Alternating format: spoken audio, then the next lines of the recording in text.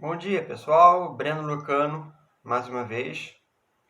E hoje eu quero tentar trabalhar um tema de uma pergunta proposta por nosso amigo Fabiano Wallace. Ele pergunta: os estoicos devem buscar a retidão e evitar o conflito. Mas quando vemos injustiças explícitas em nosso ambiente de trabalho, praticadas pelos superiores contra nós e contra outros, devemos fazer vista grossa pela autopreservação, complementando os argumentos dos demais, são coisas como: aqui sempre foi assim e não questiona se não fica pior, etc. Muito bem, vou tentar trabalhar então esses temas. Antes, contudo, assine nosso canal, ative as notificações, assim vocês estarão sempre a par de nossas atualizações. Muito bem, Fabiano. Tem um estoico antigo que foi aluno direto também de Zenão, que é Ariston de Quios, que Marco Aurélio leu muito. Né? Muito do que existe escrito em Meditações foi baseado em Ariston. Uma das ideias basilares de Ariston é de que nós não devemos dar conselhos generalistas, específicos para cada situação. O que significa que cada situação que aconteça, a gente deve tentar observar em suas especificações. Então, do ponto de vista aristoniano, não existe uma fórmula que se enquadre para todas as situações, porque cada situação é específica em si só. E por que eu estou dizendo isso? Porque essa pergunta sua ela é específica em alguns aspectos a um ambiente corporativo, a um ambiente de trabalho.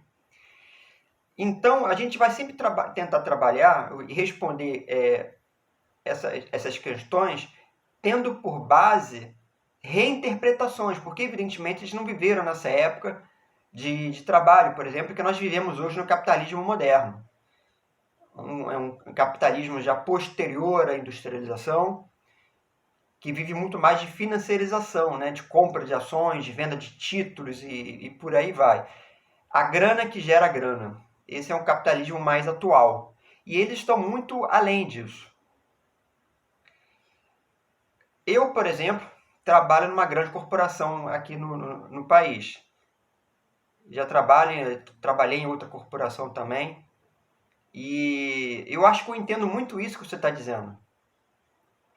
Aquela situação assim de brigas internas, intrigas, aquele jogo de você tentar dar aquela risadinha para o seu chefe, como tá, tudo bem, aquela situação de que ele manda e você tem que obedecer porque é o seu superior hierárquico. Então são situações que os antigos estoicos não viveram. Isso é tipicamente nosso. E mais uma vez, então, parafraseando Byung-Chul Han, nós estamos no momento de eficiência. É uma superação de Foucault. Nós estamos no momento em que nós devemos sempre ser cada vez mais eficientes. E isso está intrinsecamente inserido nessa perspectiva das grandes corporações, dos empregos, que são muitas vezes produzidos hoje. Então, como você até coloca, aqui sempre foi assim. Nas corporações existe muito a questão da cultura dentro da empresa. É claro que nas médias e pequenas empresas também existe uma questão de cultura.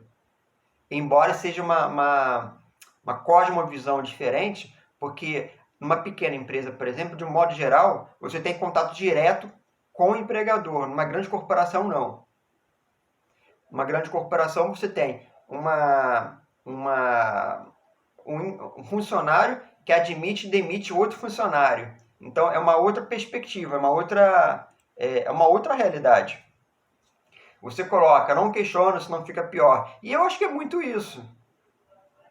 Agora, eu volto a dizer, os antigos estoicos não tinham essa visão porque eles não passaram por isso. Então, Se nós formos considerar aquilo que Aristóteles disse, talvez o que nós podemos fazer seja tentar reinterpretar isso, modernizar a leitura que os estoicos tinham a respeito dessas perspectivas todas. Tem a questão do controle, que é muito explícita no estoicismo. Quer dizer, existem aquelas circunstâncias que acontecem, que advêm sobre nós, mesmo no ambiente corporativo, que está acima da nossa capacidade de ação. Eu posso, por exemplo, tentar escolher as minhas férias. Eu quero que seja em abril.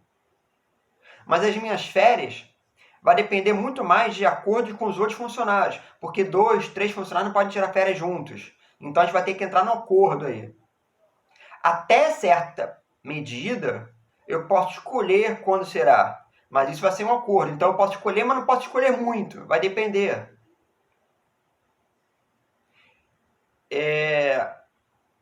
Vai ter um feriado que apenas não vai poder um feriado do acordo coletivo, determinado pelo acordo coletivo, só que não vai poder tirar todo mundo junto folga nesse dia.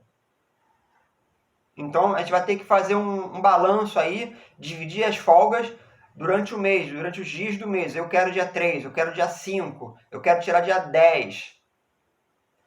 Novamente vai ser uma questão de acordo. Eu posso escolher até certo ponto. Marco Aurélio vai dizer isso. Algumas escolhas estão sobre a nossa decisão, nosso julgo decisório. Outras não. E talvez isso se aplique nesse ambiente corporativo, nesse aspecto. É claro que outras coisas estão fora da nossa capacidade de escolha. De repente, 2 querem folga no mesmo dia. Então eu vou ter que escolher. Vamos ter que jogar para o sorteio. Que a sorte decida. Que a fortuna decida. É claro que conflito de interesse sempre vai ter. Sempre houve conflito de interesse e já existia desde a época de Zenão, de Platão, de Aristóteles. Agora, um erro muito comum é que, embora exista aquela perspectiva, aquilo que os estoicos vão chamar de katikonta em grego, né? São as ações convenientes, as ações devidas do sábio, que estão sempre de acordo com a física, com a natureza. Isso não significa que você deva se submeter a todas as coisas sempre. Você vai se submeter até certo ponto. Porque muitas coisas podem ser mudadas.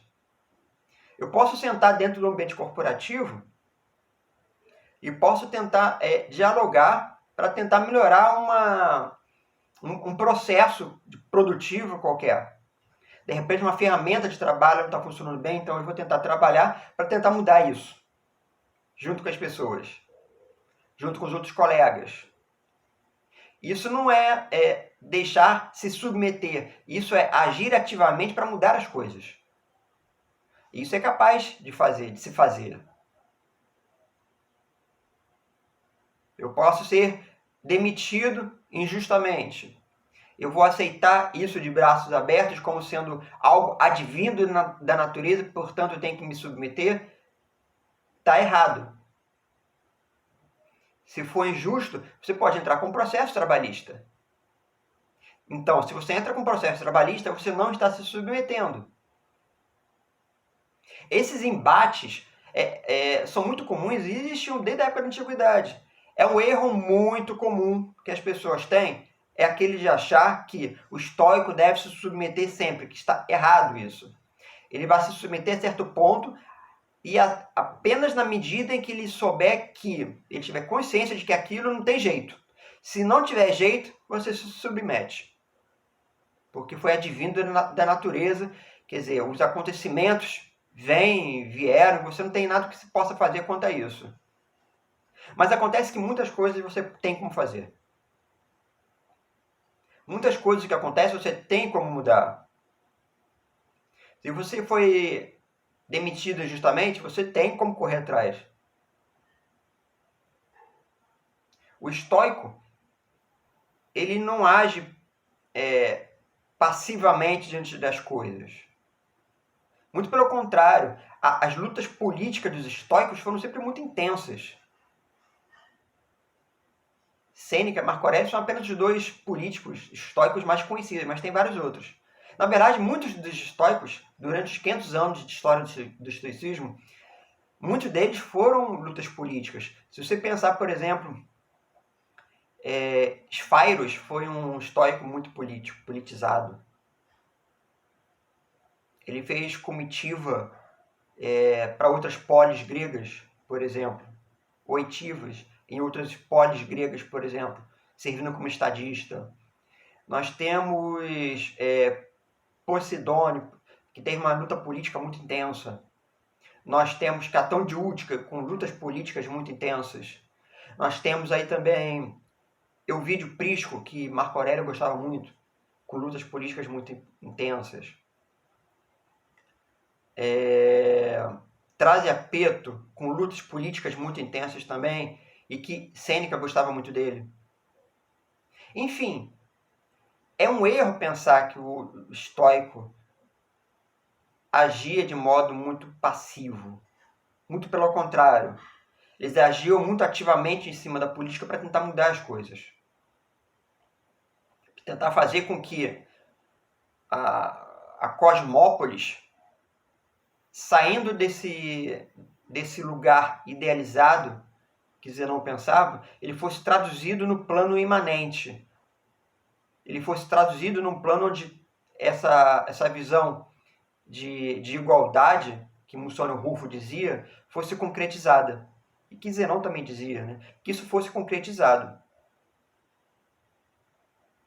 Então, Fabiano Wallace, eu espero que eu tenha trabalhado alguns pontos com vocês. E é claro que a gente pode sempre conversar mais e tentar trazer outros pontos que eu não abordei aqui agora. Mas espero que vocês tenham gostado, espero, Fabiano, que você tenha gostado. E a gente fica por aí. Assine o nosso canal e compartilhe as notificações. Encontramos com vocês por aí. Até a próxima.